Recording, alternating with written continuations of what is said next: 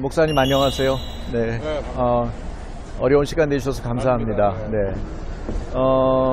지금 오늘의 교회가 하는 일이 굉장히 많은 걸로 알고 있는데 오늘의 교회 담임 목사님이신 목사님께서 이렇게 시간을 내서 명사 1인 시위까지 하시게 된 어떤 그 이유나 까닭이 있을까요? 교회가 이 사회의 질서에 대한 책임을 가지고 있기 때문에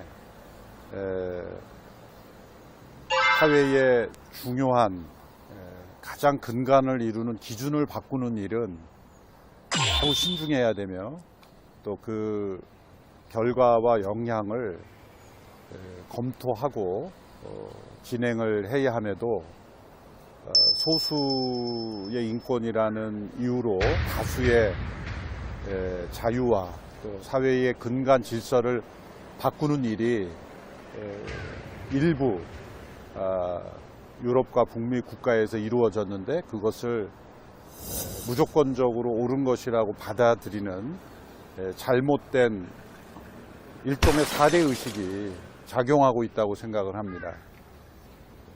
교회는 동성애자들을 혐오하지 않습니다. 그런데 혐오 표현이라는 이 애매모호한 말로 다른 생각 또 혹은 중요한 질서를 지키고자 하는 그러한 표현들을 혐오라는 그런 용어로 다 매도하고 있는 것은 부당한 것입니다. 혐오라는 것은 미움보다도 훨씬 더 아주 강한 미움일 때 혐오라는 말을 쓰는데 우리가 어떻게 누군가가 어떠한 상태에 있다 할지라도 그걸 혐오라고 말할 수 있습니까? 때로 누군가의 물건을 훔치고 또 누군가를 때로 화가 나서 폭행한 그런 사람들이 주변에서 발견되다 할지라도 정상적인 양심을 가진 사람이라면 그들을 일방적으로 혐오하지 않습니다. 이처럼 동성애 성향이나 또 그러한 상태에 있는 그런 사람들이 할지라도 혐오를 할 수는 없거든요. 오히려 그들에 대해서 긍휼히 여기는 마음, 또 안타까운 마음, 또 그들의 선택과 자유를 존중하는 마음만 있을 뿐입니다. 그런데 이러한 법이 제정됨으로써 부모가 자녀에 대해서 옳다고 여기는 그러한 기준을 교육하지 못하거나 또 사회의 근본 질서를 지키는 것을 혐오라고 법적으로 제한한다는 것은 지극히 왜곡된 잘못된 법입니다. 그러므로 역사적으로 동성애 현상은 존재해왔고 또 일부지만 그렇게 살아가는 것을 스스로 옳다고 여기는 분들이 분명히 있습니다. 그것은 개인의 선택의 자유이고 또 그분들이 대한민국의 국민의 일부로서 법의 보호를 받아야 되는 것을 존중합니다. 그렇지만 그 모든 것을 법으로 오히려 옹호하고 지지해주고 또 그것이 옳은 것처럼 모든 사람들에게 강요하는 그런 법은 제정돼서는 안 되는 것입니다. 그래서 우리는 누군가를 혐오하는 것이 아니라 대다수가 향유하고 있는 그 기본 자유를 보장해주는 질서를 지키고자 하는 그런 운동이고 결코 누군가를 혐오한다는 것이 아니라는 것을 말씀드리고 싶습니다. 그리고 일부 국회의원들이 입법 시도하고 있고 또 계속해서 추진하려고 하는 이 법의 내용을 상세하게 저는 읽어보고 또 여러 법조인들의 자문을 구해서 공부도 해봤습니다만 사회 각계각층에 엄청난 부작용이 일어날 것이 분명합니다. 작년이었죠.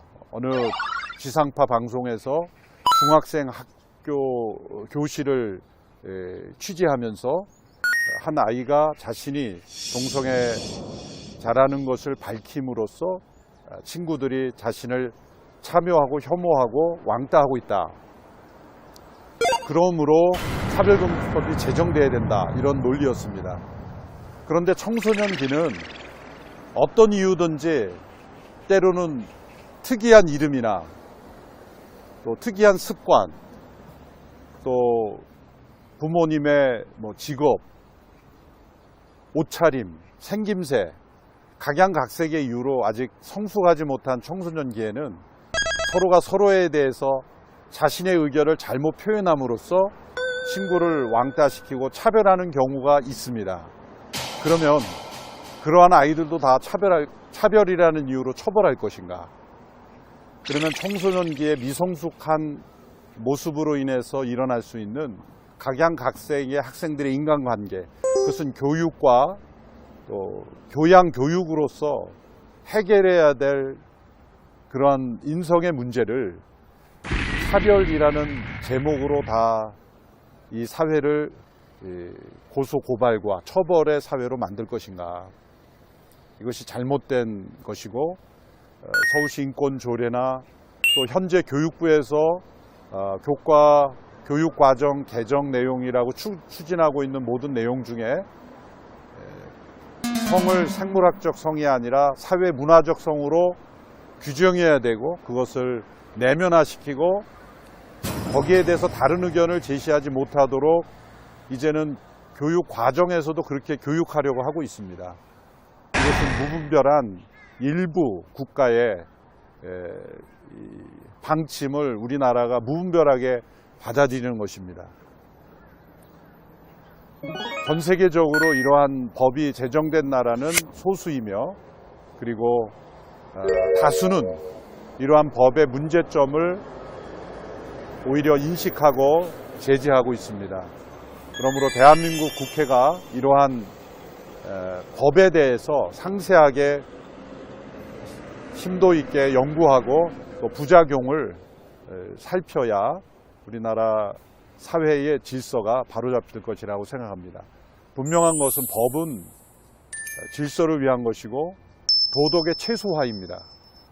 도덕으로 해결해야 될 문제를 법으로 규정하고 해결하려고 할 때 오히려 도덕이 붕괴되는 현상이 역사적으로 많이 일어났습니다. 그러므로 이러한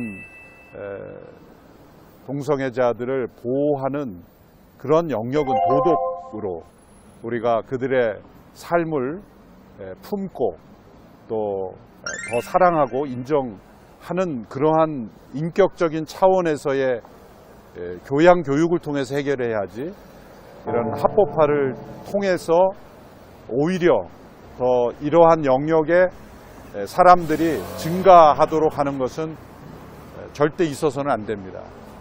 이러한 법들이 제정됨으로 인해서 해외 경우에 트랜스젠더 수술을 하는 이들이 늘어나고 있고, 우리나라도 이러한 기류에 근거해서 매년 트랜스젠더 수술을 받는 청소년, 청년들이 증가하고 있습니다. 트랜스젠더 수술은 한번 성공할지 모르지만 다시는 되돌아올 수 없는 것이고, 또 신체 건강의학적으로도 매우 위험한, 생명을 위협하는 수술이기도 합니다. 그리고 여러 성도들 가정 가운데서도 이러한 문제로 가정이 심각한 위기와 갈등 속에 처해 있는 그러한 가정들이 너무 많아지고 있습니다. 그것은 우리의 학교에서 이러한 문제에 대한 잘못된 교육을 하고 있기 때문이고, 학생인권 조례나 또 사회 문화적으로 또 퀴어 축제나 이런 걸 통해서 이것이 마치 옳은 것인 것처럼 우리의 자녀들에게 비추고 있기 때문이라고 생각합니다. 분명한 것은 과학적 진실에 기반한 것은 법제화할 수 없다는 것입니다. 그러므로 성은 생물학적 성으로 규정되어야 하는 것이지 사회 문화적으로 규정될 수 없는 것이다. 그러므로 성적 지향 혹은 분류될 수 없는 성이라는 항목을 법제화하는 것에 대해서 전 국민들이 진실을 바로 알아야 되고, 또 이것을 우리 그리스도인들은 반대하는 것입니다. 네. 이번에 이렇게 1인 시위를 시작하게 되었는데, 혹시 어떤 동기로 하게 되었는지 좀 말씀해 주십시오. 네, 사실 뭐 지금 차별금지법이니 등등 우리 사회를 무너뜨리는 여러 가지 악법들은 어제 오늘의 일이 아니죠. 벌써 오래전부터 진행이 되었고 저는 그 배후에 이런 거를 아주 깊이 준비해서 안 좋은 방향에서 추진하는 세력이 우리 사회에 있다고 생각이 들고요. 부산에 있을 때도 학교라든지 또 사회 여러 분야에서 이런 게 구체적인 사건을 통해서 노출된 적이 많이 있질 않았습니까? 그래서 알고 있었고 또 이렇게 저렇게 관심을 가졌었는데 서울에 오면서 우리 기론평 교수님을 비롯해서 현장에서 몸으로 부딪히는 많은 분들이 있다는 걸 알게 됐고 또 영락교회가 이제 사회적 책임이 있으니까 여기 국회 앞에 국회 관련된 의원들을 비롯한 직원들이 많이 출입하는 곳에서 그저 1시간 작은 시간이지만은 이게 왜 잘못됐는지를 알리는 우리의 몸짓을 하는 것이 중요하겠고 그래서 저도 작은 참여의 차원에서 나왔고 이게 그저 국민의 한 사람으로서 반대하는 것이기도 하지만 우리들은 신앙의 연장선 차원에서 이건 하나님의 뜻이 아니다 하는 마음으로 오늘 여기 나오게 됐습니다. 안녕하세요. 네, 이렇게 날도 이제 쌀쌀해졌는데 오셔서 목회자 1인 시위를 네. 하시게 된 동기가 있다면 말씀을 주십시오. 지금은 아마 성경적인 생각을 가진 사람이라면 누구도 나오고 싶을 겁니다. 그래서 저도 그냥 일찍 나오고 싶었는데 좀 늦은 감이 있다 이런 생각을 하고요. 제가 나오게 된 것은 저는 성경을 하나님의 말씀으로 믿는 그런 목사인데요. 성경에 반하는 가치관을 입법화해서 온 세상 사람들에게 그걸 적용하겠다. 용납할 수 없는 일이죠. 유명한 어스기니스라고 하는 저술가이자 연설가이고 또 굉장한 그 활동을 많이 하시는 기독교 변증학자 오스기니스가 서구를 몰락시킨 3가지 물결이 있다고 그랬어요. 그 첫 번째가 뭔가 하면 레드 웨이브, 소위 붉은 물결, 공산주의. 두 번째, 블랙 웨이브, 이 이슬람의 금은 히잡 물결이고, 세 번째가 레인보우 웨이브라고 그래서 소위 무지개 물결입니다. 이게 동성애, 동성혼, 소위 퀴어라고 말하는 LGBT, 레즈비언요, 그 다음에 게이, 바이섹슈얼, 그 다음 트랜스젠더. 이것이 지금 현재 서구를 몰락시켰다. 그리고 서구에 이미 많은 피해를 주고 있습니다. 근데 피해가 많은 그런 현상을 보면서도 우리 대한민국이 미풍양속을 가지고 있고 좋은 전통을 갖고 있는 대한민국에서 이런 법을 또 만든다. 이건 아니라는 생각이 듭니다. 생각 정도가 아니고는 하면 안 되는 거죠. 오늘 이렇게 또 1인 시위를 하게 됐는데 네. 어떻게 해서 이 1인 시위를 하게 되었는지 말씀을 좀 해주시면 고맙겠습니다. 예, 제가 한 2년 전에도 총회장 할 때 성명서를 발표한 적이 있습니다. 그리고 문재인 대통령 만났을 때도 이 일에 대해서 분명히 말씀을 드린 적도 있었고 그랬는데 지난 5월 25일에 그 민주당에서 단독으로 공청회를 하지 않았습니까? 해서 그때 저희들은 기독교 대한성결교회 총회를 하는 중이었는데 그 이야기를 바로 듣고 제가 총회에서 긴급 동의를 해가지고 우리 기독교 대한성결교회에서는 차별금지법 반대하는 결의안을 채택하고 성명서를 다시 발표했습니다. 그래서 제가 총회장 때도 2년 전에 하고 금년에 했는데 이제 공청회를 단독으로라도 했기 때문에 법사위로 넘어가면 이제 국회에 상정될 그런 위험이 많고 더구나 지금은 국민의힘이 좀 여당이지만은 숫자가 적고 또 민주당이 다수고 정의당이 힘으로 밀어붙일 경우에는 지금 여러 가지 법들이 이렇게 절차상의 문제도 있고 또 때로는 힘으로 강행을 하는 일들을 많이 보기 때문에 가만히 있을 수가 없다. 나서서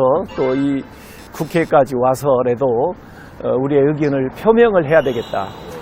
우리는 차별하자는 것이 아니고 분별하자는 것입니다. 그래서 이런 때 우리가 무엇이 옳고 그른 것인가 하는 것들을 잘 분별해서 나아갔으면 참 좋겠습니다.